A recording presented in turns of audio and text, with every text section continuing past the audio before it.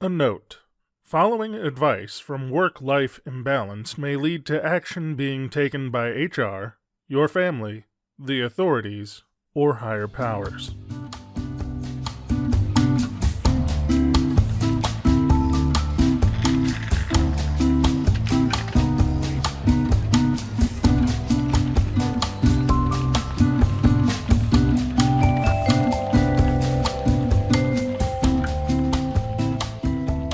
Welcome to Work-Life Imbalance, an advice show focusing on workplace and lifestyle issues.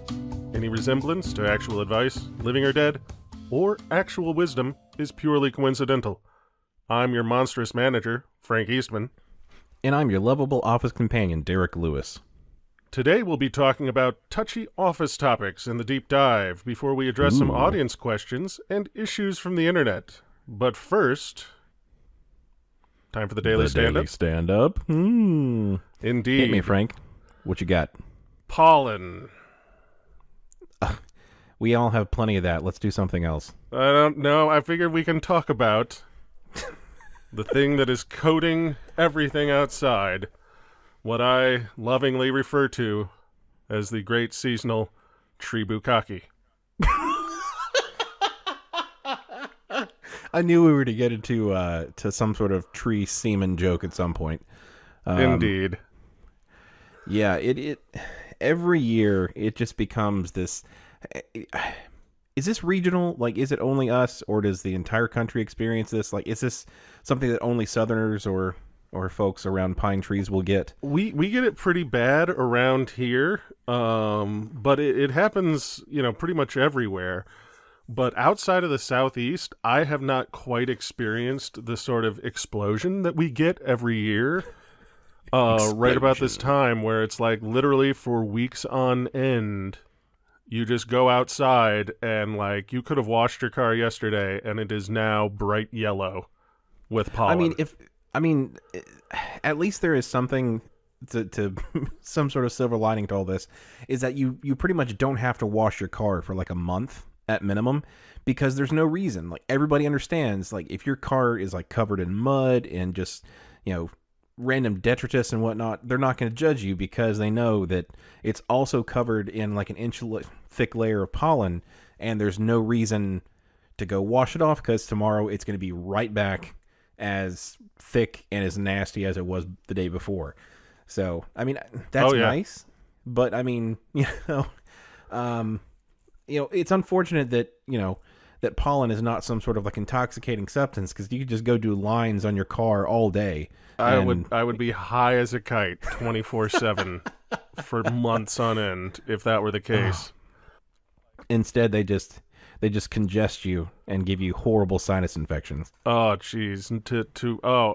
Every day I wake up and it's like, gotta pop some allergy medication, and even then, I still sound very, very stuffed up, like, all the time. Yeah. Like, we were outside watering some plants. Why? Jesus Christ, why were you outside? Yeah, it's terrible. Certain individuals who will rename nameless decided to take up gardening. Okay. I'm not even helping with it, really, but it's just like, I guess now I'm out here to at least be like, so that I can have conversations with those that are close to me. That's a plant. Yep, boy, that's green. The other one's green too. And that green one's as green. Shit. Yeah, this is green as hell out here. But even just watering the plants, it's like you create a little yellow river where all the water runs off the deck or whatnot. Or we had a fairly tremendous set of tornadoes, I think, that we mentioned last episode maybe. And even then, like, the torrential downpours resulted in just pools of yellow on the streets from just, suspended pollen. Any standing water is just disgusting. I mean, obviously it was disgusting before. Like, I wasn't going to go scoop it up and, mix some Gatorade with it or whatnot. But, I mean, now it is just this super thick coating of yellow on top of it, and it is disgusting to look at. I was hoping that if we got some bad weather. And, of course, I don't ever want tornadoes, but, I was hoping we'd get some bad weather. You get that one big storm that basically just, knocks, all the pollen off of all the trees and, runs it down the drain all at once. And then you're done. And no such luck. No such luck. At least where we're at, it kind of sort of rained, but it didn't rain nearly enough to actually wash anything off. It just kind of turned it into a paste. So yeah, like a nice pollen-y paste. Yeah, some sort of salve that we could then rub on our wounds to give them horrible allergies. See, I was thinking, I walked outside, and my thought was, this is probably the kind of shit that will kill us if we ever go to an alien planet. We'll be like, oh, this is fine. And then there will be some sort of seasonal thing. Right. Where it's like, oh, and now all the plants decide simultaneously to release some sort of terrible spore into the air, and we all die. Which is probably what would actually happen in the War of the Worlds sort of situation. The Martians land, they are taking us out, and then they just get really, really terrible allergies and die. we just have to get lucky that they invade in some sort of sometime around springtime. Because if they come in the summer, winter, fall, chances are the allergy season is not going to be bad enough. But by God, if they come in spring, they are just fucked out the gate. Yeah. So mid-March, that's when the alien invasion ends, because they all just they get allergies and die. Yeah. Yeah, I know in the I think it's the most recent remake of War of the Worlds, it was just a virus that killed them, the cold gene or the cold bug basically killed them. Right. That, or it could have certainly been Tom Cruise's weird middle tooth. That would have certainly made me leave. Just to look upon it is to decide that you need to leave this planet. Right. I mean, unfortunately, I don't have that option, but Tom given that does. option, it would be great. Tom does. I'm pretty sure he's high enough ranked at this point in Scientology that he can leave for the stars whenever he wants, or whatever the hell it is that you do when you get way up there in Scientology. Yeah, he's got Xenu's beeper number. Just call him whatever he wants. I tried to ask them, how much for mind bullets when I was in Hollywood, and they did not find that as amusing as I did while they were preaching on the corner. They actually have Scientology preachers in Hollywood. Oh, yes. They've got missionary type outreach people. They've got a big center there in Hollywood, and then on Hollywood Boulevard, they had a little stand in the street where they were trying to hawk their book and tell everybody about the wonders of Xenu, or the evils of Xenu. I forget. I have not read their sci-fi can't remember novel. Which one it is. Yeah. I want to believe that there's some sort of some collection of chick tracts that they're passing out, and just telling about some sort of dumb story about Xenu and tying your shoes or something something. I don't know. I've watched some of the Scientology stuff, but it's mostly all just a big jumbled mess in my brain, because once I start thinking about the fact that people who are somewhat successful believe in this, my brain cells start to die, so I tend not to focus on that too much. Well, it's the Christians will pass out the chick tracts, for free, because they want everyone to get that knowledge. But the Scientologists know where it's at. They're going to charge you $5,000 to get access to the chick tract. They're gonna build up to it for a while, and try to get you to get in on the ground floor and build you up to the chick tract. It's we've got something for you. We're not going to tell you what it is yet, but for $5,000, we'll tell you what it is, and by that time you're hooked. You're toast. Exactly. Oh God. No. So as far as the pollen goes, isn't that all just from the pine trees or whatnot? Because it seems like it's worse whenever I park around any sort of conifer. So looking it up, it seems that the top allergens right now are juniper, maple, and elm. And I would assume that it is the conifers that are just blowing it all over the cars. just the entire spring is nothing but like one big trip to Flavor Town for all these trees. Exactly. It's terrible. I don't want to be a part of it. I wish they would get a room. They should teach some sort of modesty, because I would love for them to stop whatever the hell they're doing. Okay. Let me rephrase. I know, like, biologically, we don't. That's not what we want. Like, we want them to make more trees, keep the whatever chemical balance of the ozone. We want them to keep doing that, but I want them to do it in the privacy of their own, forest. Like, don't jizz on the road. That's the problem. Is that quit jizzing on my car? Their inside is our outside. Like, I guess when we go outside, we're in their bedroom. Oh, so that's another reason I don't like the outside. It's basically like a tree boudoir. Exactly. Like they're all out there taking really, scandalous photographs. See, I never thought about it that way.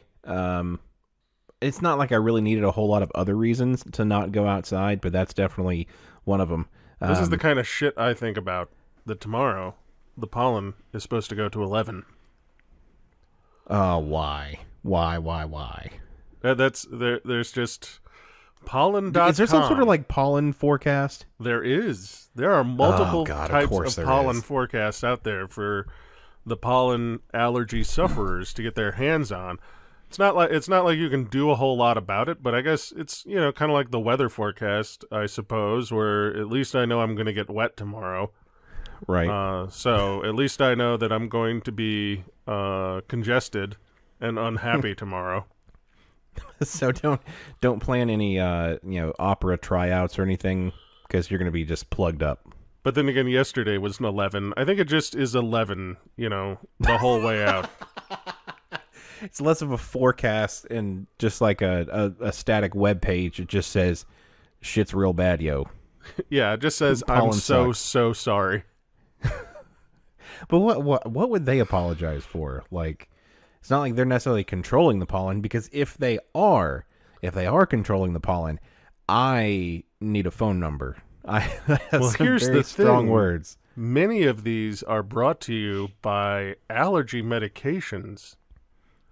So I wonder, is it pollen, or is it some sort of conspiracy by Big Pharma? I mean, we already talked. I guess we haven't talked about it, but there's the conspiracy theory that chemtrails are making frogs gay, when in fact it's Big Pharma just like spraying pollen on everybody through chemtrails. Exactly. I don't know about chemtrails, but I will say that it's not actually pollen. It's some sort of bioengineered InfoWars dust. If that's the case, I mean, I'm mad at them. I'm not happy they're doing this, but I do admire their thoroughness, because like it is complete. There are no black cars or white cars or anything during this time of season. They're all literally just yellow cars. They managed to perfect cloning, and all they've done is cloned Alex Jones's dandruff. Oh, gross. Oh. Now that's all I'm going to think about whenever I go and like touch the handle of my car. It's just covered in Jones dust. And it's going to turn the friggin' frogs gay. Oh my God. All right, you want to get in the deep dive? Let's get into the deep dive. In the deep dive today, I wanted to talk about touchy topics at the office. That is, those topics that elicit passionate responses from even the tamest coworkers. This can include, but is not limited to, religion, politics, sports team affiliation, and DC versus Marvel. These are things that cause more problems than most things. I mean, obviously there are going to be some things that are going to cause problems otherwise, but in general, most of the times that I can remember somebody storming out of a room has been because of one of these topics or something like it. See, I get passionate about meetings. Okay. That we should have more meetings. No one ever agrees with me. Well, I mean that's part of your religion, so I think it still falls in the same category. Okay, so we're discussing religion at that point. That makes sense. Right. So, Frank, in your opinion, what is your take on things like religion, politics, sports? What is your take on them, as far as talking about them or not talking about at the office? I don't discuss them in the office, especially sports, and I would appreciate it if everyone else would do the same. So it's less about arguments and more just not wanting to hear about sports. Jesus. Right around the beginning of football season, there's a cutoff. And I'm like, I will now have no useful conversations with anybody in the office for the next however long it is that football season lasts. Yeah. Because we're in the Southeast. And people get inordinately passionate about their sports here. But that's literally all they'll talk about.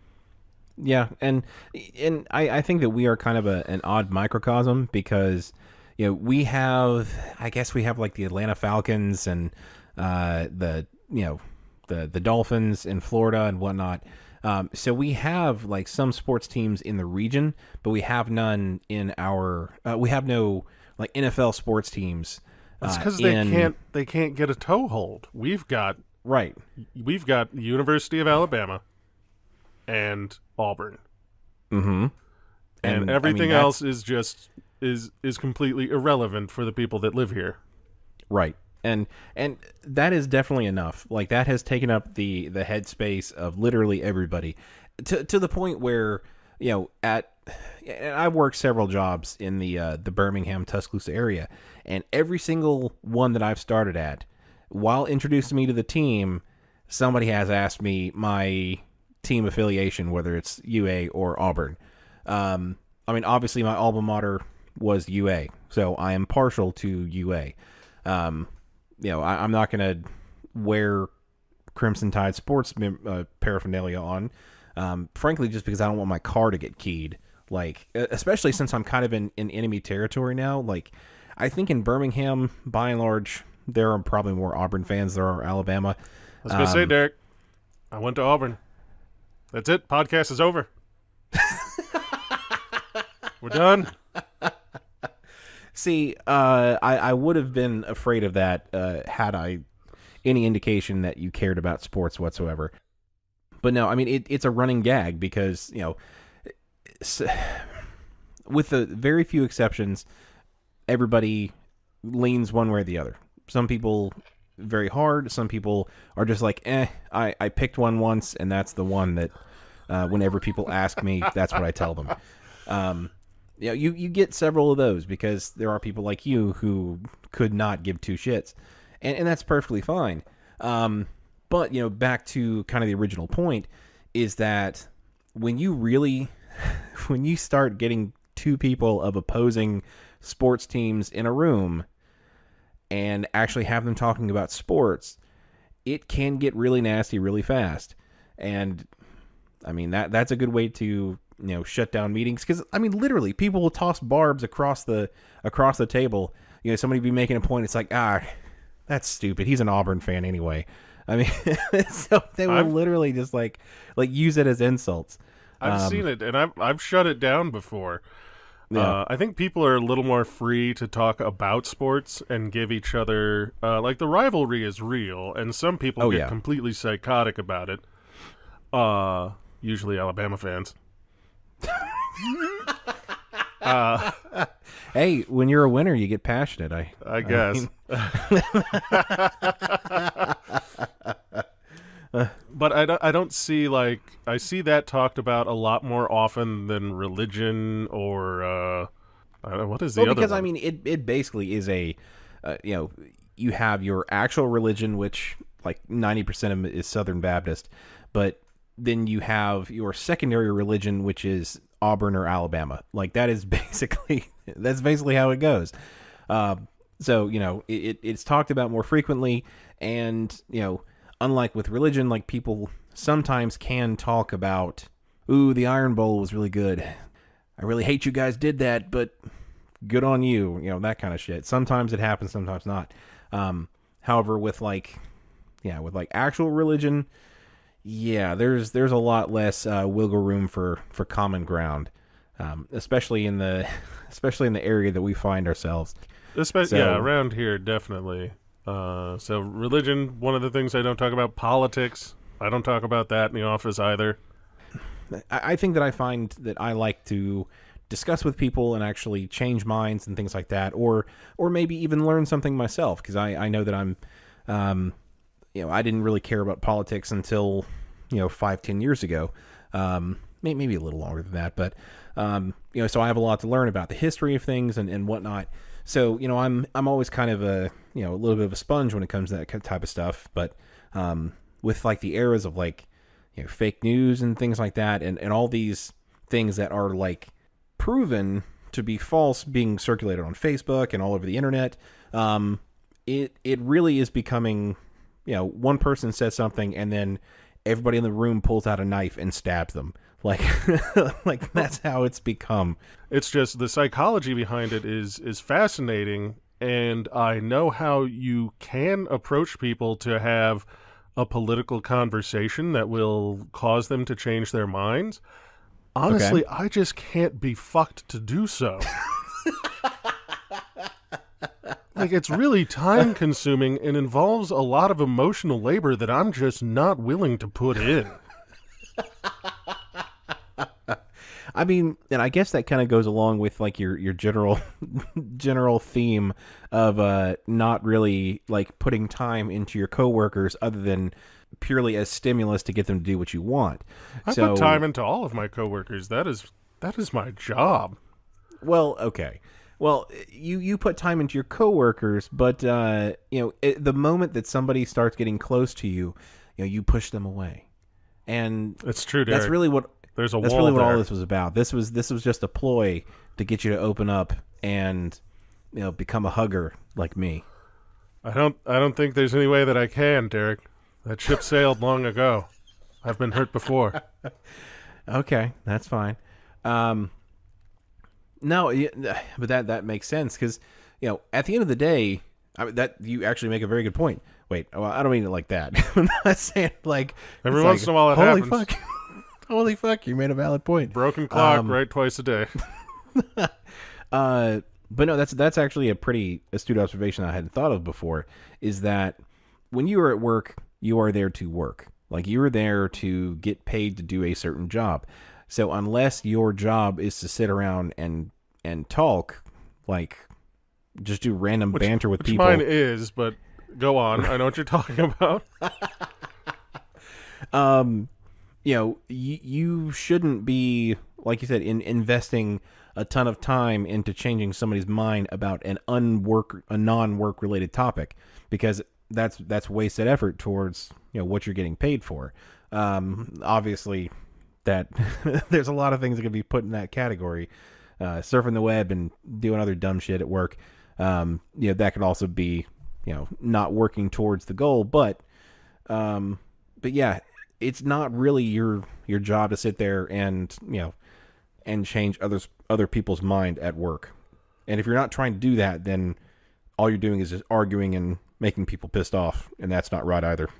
Yeah, I mean, my job is to form cohesive teams to some extent, and talking about divisive stuff like that is a surefire way to lead things in the wrong direction. Now, some amount of like this is where the sports versus religion thing becomes interesting. Like, a certain amount of friendly ribbing of each other and differences of opinion can be good for the creation of a team. The most important aspect to a team in terms of what is going to predict their success is actually the trust that the people on the team have in one another. Not necessarily that they all agree with each other on a political or a religious spectrum, just that they trust each other to do the things that need to get done in a way that that they need to do it. Right. That makes sense. So having people that are going to discuss religion or discuss politics being that those topics can be so deeply divisive is counterproductive for me. Right. Plus, as I said, I honestly can't be fucked for it. Right. Yeah, because you're trying to build the team, and they are trying to, or not necessarily trying to do it intentionally, but they are, essentially breaking trust and pushing the team further apart by the divisive language and things like that. Yeah, it's because these things, like political beliefs and religious beliefs, are beliefs of self. They're Right. sort of bound up in people's self-identity. And so any threat to that is so rabidly attacked because they are essentially attacks on the self. Right. And people's self-opinion is, the most important thing that they have, essentially. Which is why it is that's so all different. I have. Yeah. I'm a rich man in self-opinion. Right. It's like, boy, if I could buy Apple with my self-opinion, I'd be in business. I'd have a black turtleneck. I'd be the new Steve Jobs. See, now I'm imagining what you would look like in a black turtleneck, and that's somewhat terrifying. I think it would approach is. like some version of the Slender Man, but Not the slender man. The thick man. The thick man. That's gonna be. Yep. That's my next Halloween costume. I'm the thick man. God. All right, so we've talked about like the what what we can't really discuss and the why. The fact that it's so divisive and it pushes people apart instead of bringing together. What can you do if someone you work with won't stop talking about these topics? I haven't necessarily experienced that. So, Frank, I'm hoping that because you are a problem solver when it comes to this type of situation, that you will have something good that our audience can do. Wait, I mean, not good. Like, I was going to say, there's nothing that I have is going to be good that the audience can do. Right. See previous episodes about spitting cobras. I think that's right. An appropriate response. And I mean, so what can you do to fix this? I've encountered this before on one of the teams, and it was sort of a difficult situation, in as much as the individual in question, we had just not discussed politics, pointedly so, for a long period of time, and then certain things occurred to cause that person to become a lot more vocal about their opinions. Right. And I found myself on multiple occasions just having to shut it down. And yeah, it depends on your role on the team. And I think my role on the team was such that was sort of accepted as my place to do so. Right. To just say, we're going to move on from this. We have other things that we need to do and need to accomplish. Yeah, if anybody's going to shut the door on it, it probably would be you. Yeah, and that's generally just all you can do. Although I will say I usually hit them with like a barb as I'm closing down the conversation that's high enough that they don't necessarily get it until they've left the room. Yeah, it's like it's one of those thinking barbs that once they hit the bottom stair of the staircase, they're like, that son of a bitch. Exactly. Like, any insults at the office need to be refrigerator thoughts. But unfortunately, that's about all you can do, because it'll rapidly devolve into just, the other thing I have is I keep a chain and 2 switchblades. Chain them together, super glue switchblade in each hand, and then just let it solve itself. Yeah, then you just got to let it play out. But HR has definitely come down with an official ruling that is frowned on. I'm like, it's just a first blood. It's a methodology for solving disputes, but no. I mean, this isn't regulation rules for competitive piano blood sport. I mean, we're just going to first blood. It's fine. Yeah, no, but that's the only other option that you've got is to nip it in the bud. I think that another option, and one that I think is very effective at shutting down conversation, but it may not be conducive to the overall health of the team, is somebody is kind of maybe you could take it upon yourself, or somebody else that is really good at spotting this, is more or less, they're labeled the referee, and they have an air horn. And I was going to say air horns. Anytime somebody starts to bring up one of these topics, they just, it can start off as, just like a short burst, like just enough to startle them and be like, oh, okay, that's right. Can't talk about those things. And, as it gets worse, it's a cumulative effect. And, the fourth or fifth time they do it, they just lay into it until the thing's empty. Maybe that'll shut down a few meetings, and, maybe it can be abused. Somebody could just fake like they're talking about politics just so they can get out of a meeting. But by and large, I think it will shut down the people who actually want to talk about politics, because, most time when people are that passionate about politics, they start yelling really loud. But I don't think they can out yell an air horn. I don't think so. I think you're right, and I've immediately come around on this topic. I'm a big believer in the air horn diplomacy methodology. Right. And in fact, I'm going to do this, but I'm going to have a couple in the bag so that when I just lean on it until it sputters out and someone decides at that moment, it's like, oh, yeah, now's the time to take the hill, then I just reach into the bag. Yeah, this is certainly not a single air horn thing. Like, you have to have there's a line item in the budget that is for meeting air horns. Gotta have plenty. These things aren't cheap. They're about $15 a pop. $15 to $18 a pop.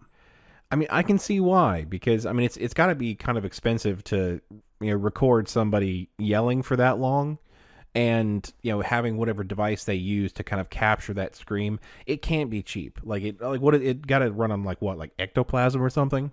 How else would they capture like the screams of a living being? I'm looking at it. It's pure concentrated evil. So they just kind of they just kind of come up to you. They stick the nozzle into your evil port and just kind of skim a little off the top. No, I haven't seen your evil port, so I have a good idea. Very few people have seen the evil port. Oh, you keep your evil port very well hidden, Frank. I thank you for that. As does everyone. All right, you want to take the elevator to accounting? Let's take the elevator to accounting.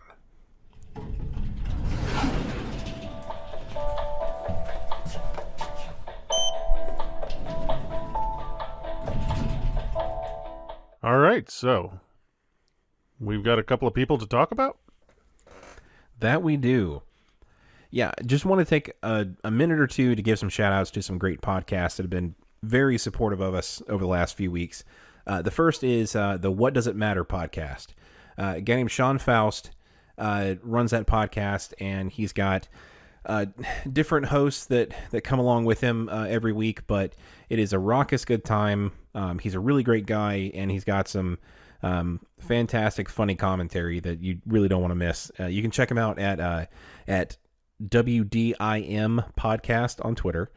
The next is the Pod Couple podcast. Don't know the real name because I didn't want to, didn't want to Facebook stalk these folks, but they go by Pod Guy and Pod Gal. This podcast is one of the most pleasant and delightful podcasts I've ever listened to.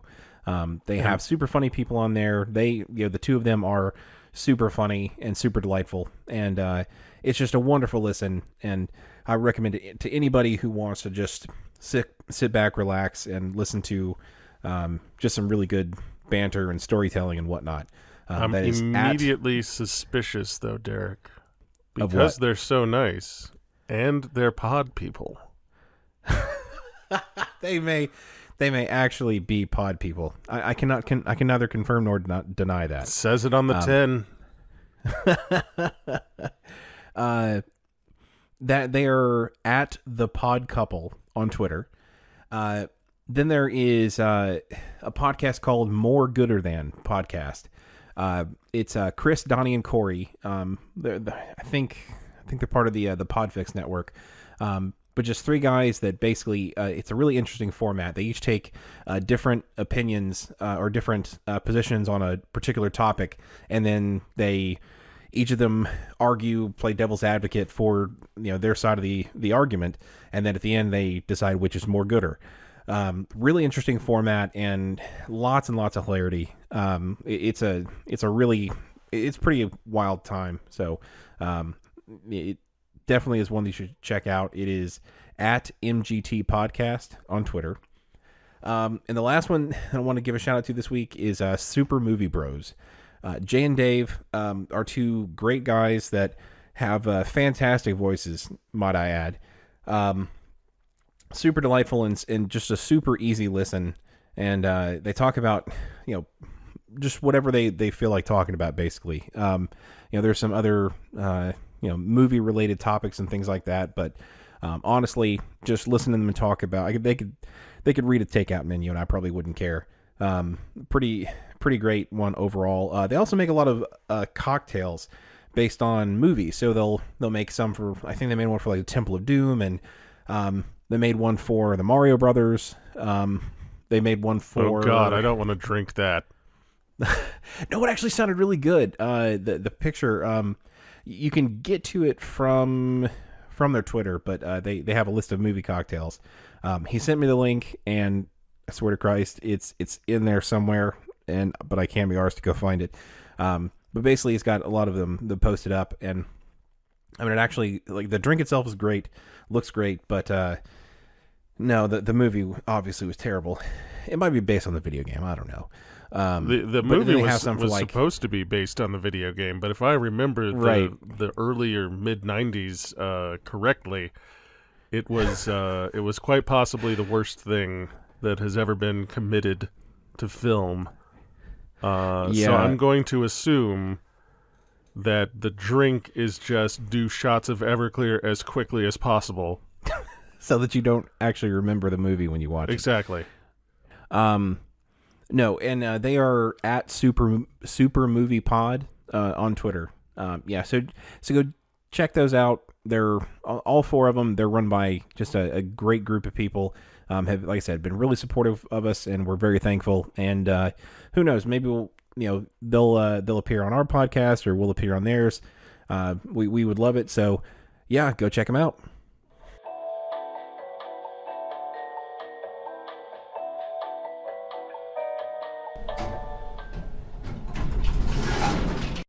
All right.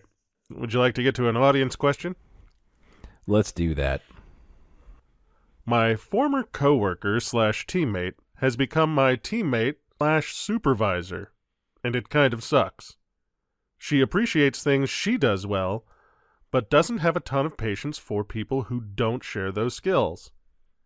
How do I talk to our shared supervisor about having a different supervisor next year? What do you think? Sent in by Drew from Denver. Oh. Yeah, this one's kind of tough. Because typically whenever you have coworkers, you build up a certain rapport. You have maybe told them some sort of scandalous story about something dumb you did after the work party, things like that, and then they become your boss. And I've seen this happen in the workplace, and it doesn't turn out well. Like, when someone gets promoted, it's generally not the best idea to then immediately put them over people that they were teammates with prior to, for a whole host of reasons. No. One is, as you said, the relationship there is already skewed. It creates a very instant, odd power imbalance. It's like, I know something about you, and you are now my underling, and maybe I'll be cool about it, but maybe I won't be. And the sort of distance from an emotional standpoint and respect just aren't necessarily there. And then another thing is that I think, as this person is seeing, when someone has been promoted out and then is still over like the direct team that they were a part of, it can be hard for them to let go. Absolutely. They just sort of take what they used to do in the role and now they want to micromanage everybody else because, from their point of view, they have been rewarded for being correct. Right. And so now everybody else should do it their way. Yeah. And that creates a weird power dynamic because, sometimes people are promoted because their ideas are good, but often I think they're more or less promoted just because they have the ability to kind of collect people, or you hope they are. Sometimes they're just promoted out of, cronyism or, whatever favors their, the bosses are trying to toss their buddies. But I don't know if we've discussed it in the past. Like, the people who are most likely to get promoted are not necessarily the people who have the strongest skill set. That's about true. the job at hand. It's the people who spend the most time being in front of management. Right. And that's just human psychology, because if that person is in front of management most of the time, when management thinks of people in that role, they're going to think of the person that they know the best, as opposed to the person who has actually spent their time doing the work. Right. And I guess that's a good point, because if somebody is in front of the bosses all the time, they have probably done less work than the other person who was not seen. So yeah, I guess it creates a power dynamic in a lot of ways, because, you hope that the people that get promoted are the ones that are more capable of doing, that particular job they're being promoted into.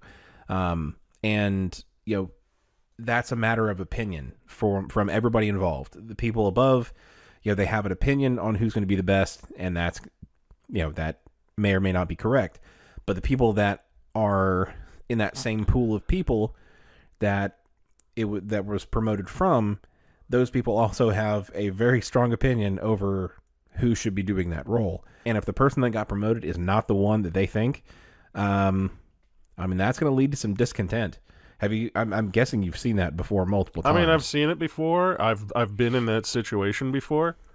And for my part, like, it almost happened to me where a person who was essentially a teammate was going to be put into a supervisory position, and I had to have a come ye unto the Lord moment with my existing supervisor and basically say, like, no, this is not going to work for me, and this might be my career-ending moment, but I'm going to have that conversation with you because this just is not going to work.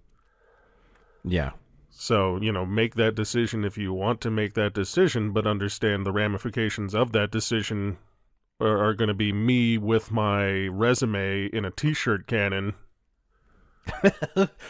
just blowing it through the windows of every place in town.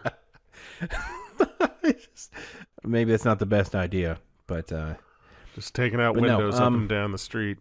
But as far as helping this person, if I had to give an honest answer, that would be it. Like, this is the kind of thing that you need to have a frank and honest conversation with, the person that's one up from you, and just say, this situation is skewed, and it is not going to work out well for the people involved here. Yeah, because I think that's actually an okay conversation to have. And no, it's probably not easy to start the conversation, but I think that's a perfectly valid complaint. As long as you're not being, like, petty, like, I don't like her face. Like, as long as you're not being petty about the reasons that you have to kind of contest this rearrangement of the working positions. But if you have a valid complaint, like, you don't like their style of management, like, you really feel smothered, where before they were your manager, you had this freedom to actually do what you felt was right, and given whatever your performance reviews are, if they're fine, then you've got a decent leg to stand on.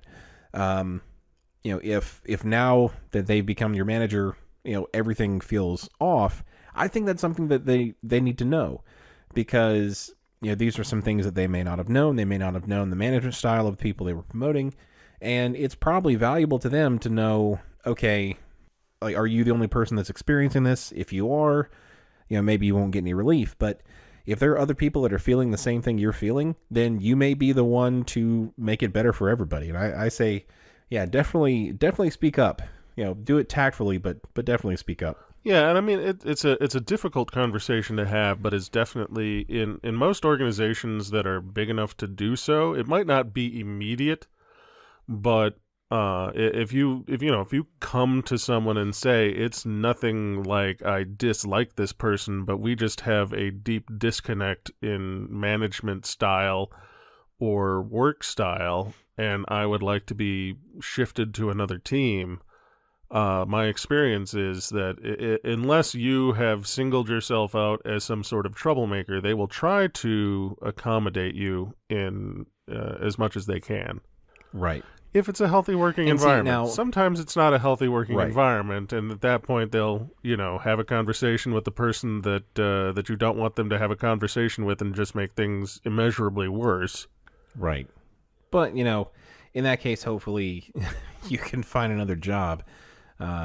Because that's always another option. You can always, just take your ball and go home. And sometimes it's called for. In my experience, I actually have not really experienced this exact scenario. I've experienced the opposite. I've been the one that was promoted out of my pool of equals. And, I think that all things considered, I ran it well. Of course, it's my opinion, but, I tended to be a lot more hands-off, like I wasn't going to micromanage people. I knew that everybody had different opinions, so everybody's opinion mattered the same, and it worked out well. I think that my management style, it definitely was something that I would have appreciated. I tried to be the manager that I wanted to be, or excuse me, I tried to be the manager that I wanted. Fuck me. Weak and soft. Yes, weak and soft. But yeah, so the only problem that I really had, I guess there were two problems. The first problem was that there were a couple folks that had been there longer than I had, and they kind of felt like they deserved it more. That's always tough. And yeah, I mean, on one hand, like I get it. Like they were better developers than I was. They knew the subject matter a little bit more than I did. I mean, there's definitely no two ways about that. But at the same time, they weren't really interfacers so much. Like they would talk to clients, but I had a very strong retail background, and I dealt with lots of clients before, so I was kind of the more natural pick for it. And I think that was kind of seen by the managers, and like, as long as you haven't pissed anybody off, I think this will work out okay. And by and large, it did. Yeah, and I mean, some people we still had a couple people that were still a little cranky about it. Some people just aren't cut out for management, and that's a thing that a lot of people don't realize, is that if you've created the career track to lead inexorably towards people management, like the only way to move up is to move into a management position, you are going to end up with people who are very good at what was their job and who are really shit at managing people, because those are two completely different skill sets. And they absolutely are. And I think that's kind of why I eventually dipped, because I could pretend to be good at it for a while, but it was still very soul crushing for me to have to do some of the more difficult things. But the other difficult side of it was that I had a very close friend who we both started around the same time, and I think he had a few months on me, but I started full time before he did, because he started as a student. And there were a lot of times where he would kind of walk into my office after me being promoted. He would walk into my office and kind of start maybe pitching a little bit of a fit. And the kind of the problem was I kind of had to stop him. I'm like, it's like, look, are you, which hat do you want me to wear right now? Do you want me to wear friend Derek hat or boss hat? Because I'm not going to be able to wear both. And, sometimes I would get the message across, but occasionally I'd sit him down. I was like, hey man, I am your friend. Like, no two ways about it. I am your friend. But right now I'm speaking as your boss, and you need to cut that shit out quick. because you're creating a work environment that is not good for everybody else around you. See, it's just easier not to have any friends. I mean, that is the clear, obvious answer. And I've had some bosses that were more than happy with that. They did their job really well, but no, I do not have them on my Christmas card list because, they never really showed any personal interest in me, which was very, very offensive to my tender feelings. But yeah, in this particular case, I think you're right, Frank. I think that having the conversation with whomever, your boss's boss at this point, sitting down and letting them know, yeah, this is not something that's going to work, and here are my grievances. Can you tell me how we can fix it? That type of thing. Now, I've had situations where a friend of mine has gotten promoted over me, like significantly over me, and into direct supervisory position. But those individuals, when it worked out, was, I think, a lot of it had to do with the fact that they were really good at that. Like, they were definitely good at being a management level person.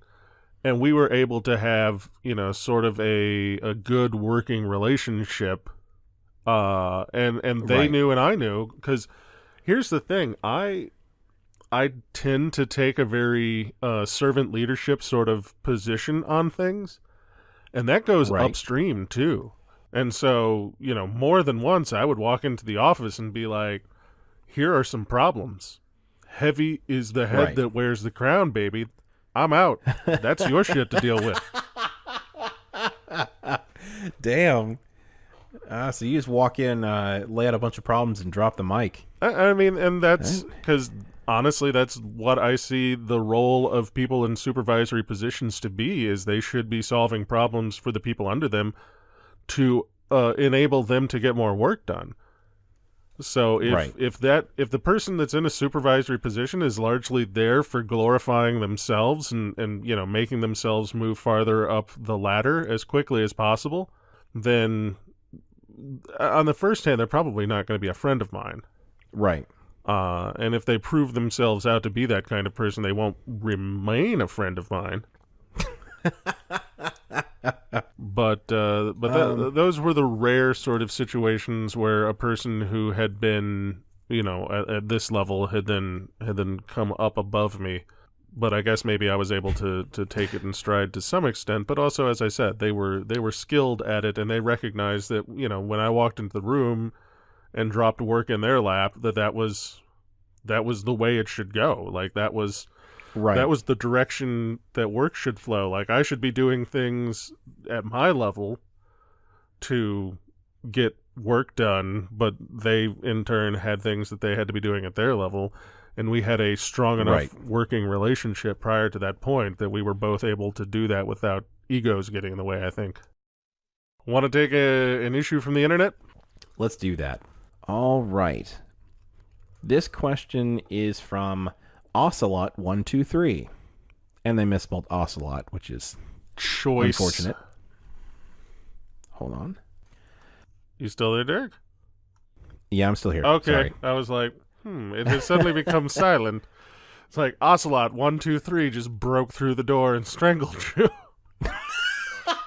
He got me. Oh, shit.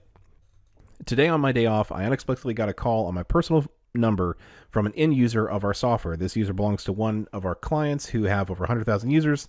I gave her the correct phone number to call. When I asked how she got my mobile, she said one of her colleagues had given it to her. She was apologetic, and she said she let her colleague know this is my personal number and not a business number. I've got no idea how this client got my phone number.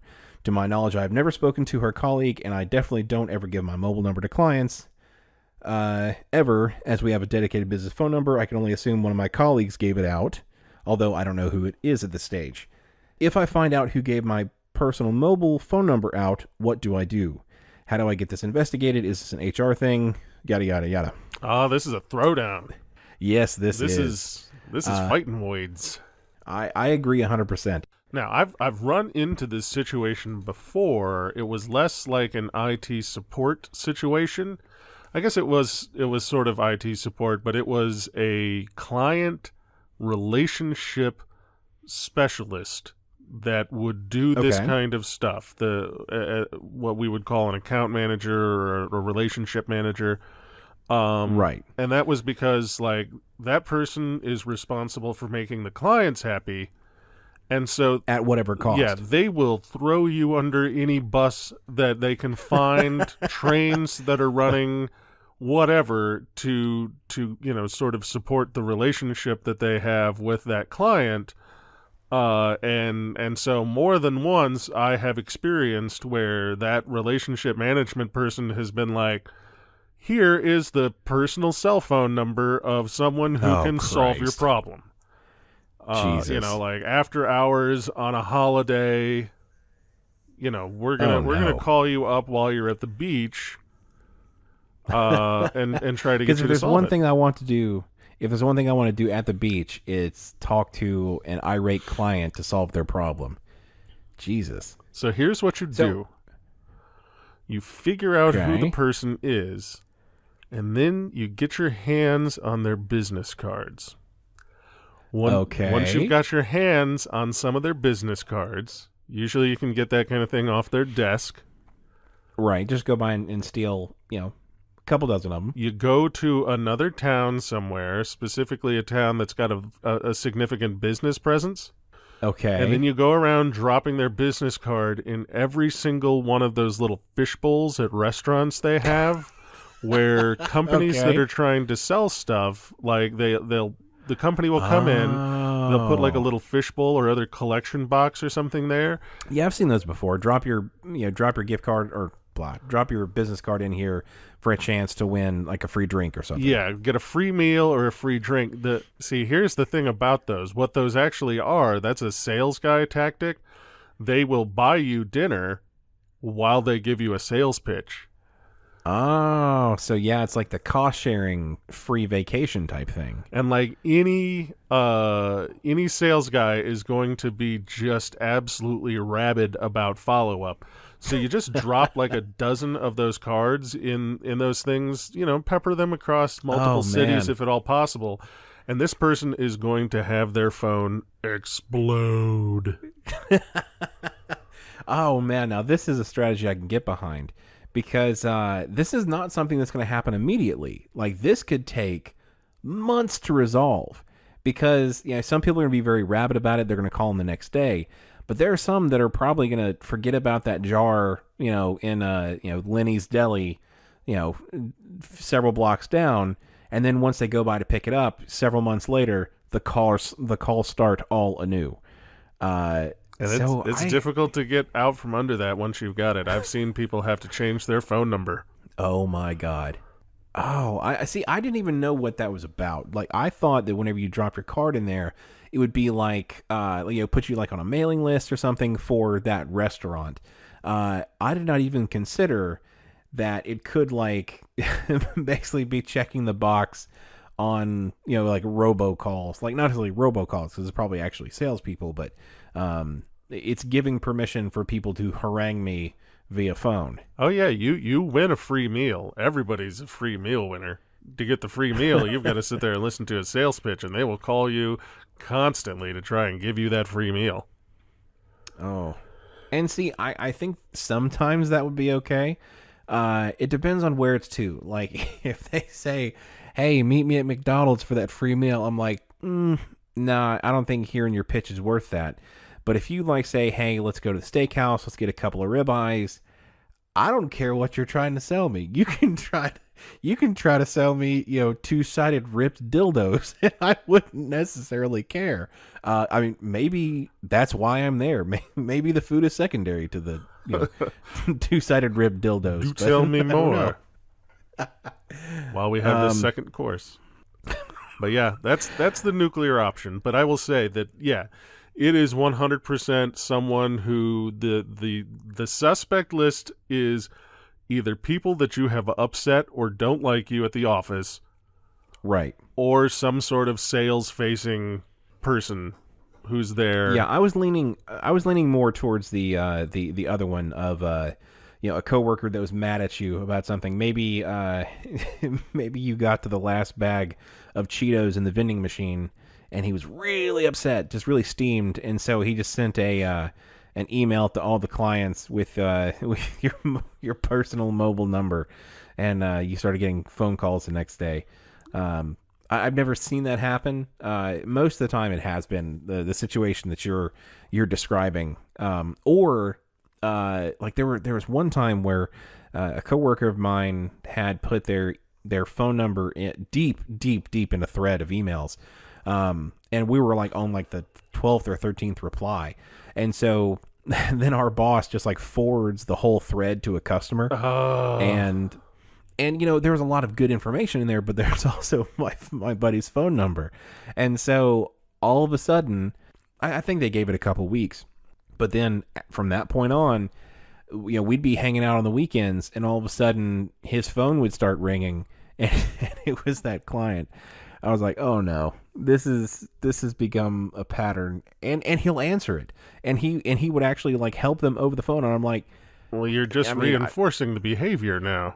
Just reinforce the behavior, and I mean, I get it, because like I'm criticizing him for doing that, but I would probably do the exact same thing. I can't tell people no. Like, if you call me for help, like I've had like long lost relatives that I haven't talked to in a long time call me for computer help, and I'm like, yeah, what you want to do is you want to go into your Windows and type this, and yeah, I will help them. So like I can't. I would not practice what I preached on this one. I mean, it's been my job before, and then, that's when I've done it. One of the things that I do like about my job currently is that I am in no way, shape, or form customer-facing. Right. And that's a fairly significant change of pace. Like, I don't have anybody giving out my number to any consumer, because literally I could not help. Right. Like, my job is so deep inside baseball, I'm like, I don't even know what the end use of this software is, baby. I ain't even seen the login screen. I just pick things up from this pile over here, and I put it in this pile over here, and that's all I know about. I can't help anything else. I mean, I will say from like a management perspective, as somebody who has kind of had this happen to their people before, it is actually really satisfying when this happens, and you get to step into the client and say, hey, I know that you got his mobile number. Here's my mobile number instead. Do not call my people unless, full stop. Don't call my people. If my people need to be involved, I will get them to call you, but you have to go through me. Yeah, that's appropriate project management and appropriate client relationship management is doing that. And it's so right, and it's so satisfying as a manager. Of course, it's going to commit me to some after work time where I get a phone call, but it also like my people feel the weight lifted off of them, knowing that they're not going to get a phone call at 11 o'clock at night and they have to sit up all night fixing something. In a lot of cases, I could actually troubleshoot some of the stuff they were working on, because a lot of it was like, database issues or network issues, things like that. Like those things I could help with. So I helped.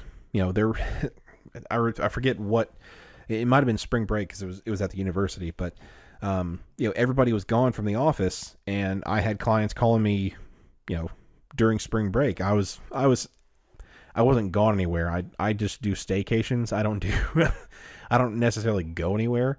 So I was like, yeah, you guys head off to the four corners of the earth. I'll sit at home and man the phone, and it worked out perfectly. They didn't get a single call, and it was actually really really gratifying to have given them something that that I didn't care to take myself. Yep. But for my part, I'm still like, do unto others as they have done unto you. Right.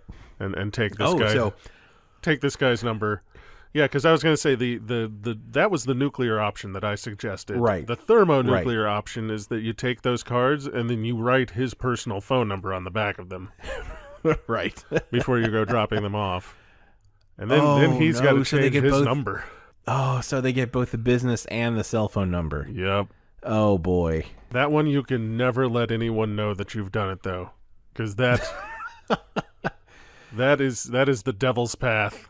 That absolutely is. Like that is chaotic evil at its most incarnate.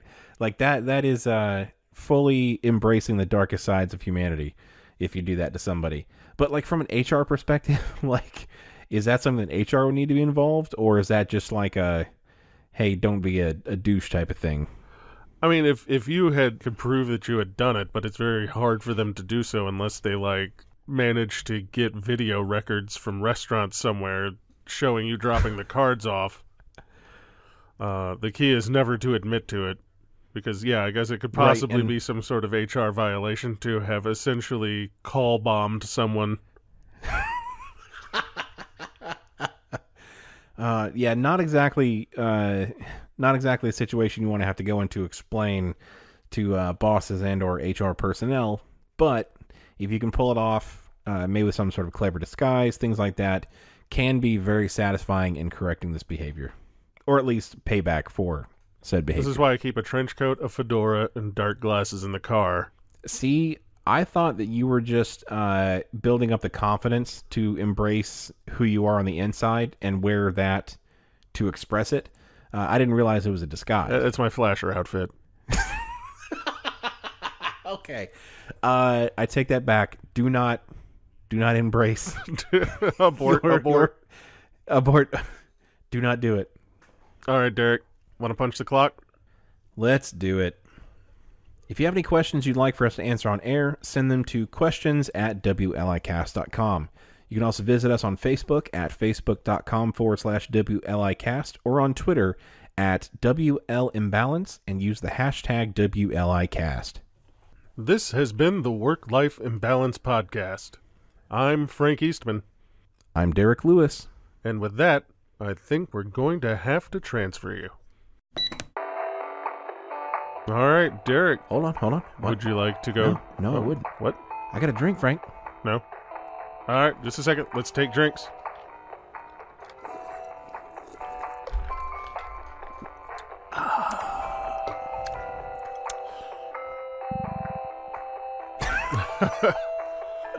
The devil's ASMR. Yeah, you hear like Coke commercials and whatnot where they're like they'll put the ice in the glass and then they'll pour the Coke onto the ice, and like they're playing it as if that's a positive thing that you can hear that. And like if it's in the movie theater, I want to leave. If they play it in the movie theaters, I can understand. Like that's like direct product placement for like shit that's in the lobby. But if I'm in my car, but it's really terrible because I'm awful. Like the audience is now using the restroom. Yeah, because if nothing else, it's just it makes you have to use the loo. But no, if I'm in my car and I hear that shit, I am pissed. Well, I mean, not in the sense and we were just talking about it, but phrasing. Yeah, I'm upset because I'm driving. I shouldn't be messing with the radio, and you forced me to do that because I'm not going to sit there and subject myself to 30 seconds of ASMR from Pepsi or Coke. Fuck that. Clinking ice and tinkle sounds.